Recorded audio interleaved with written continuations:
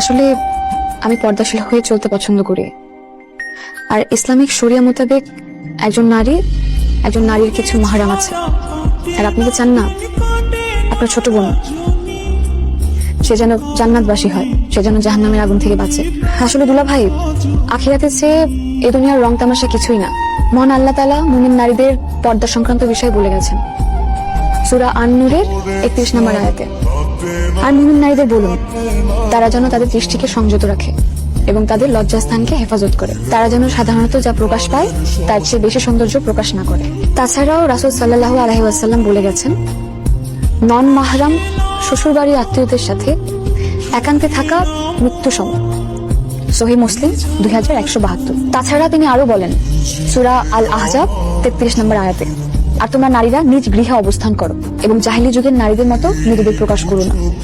আমি একটা কথা বলি দুলা ভাই,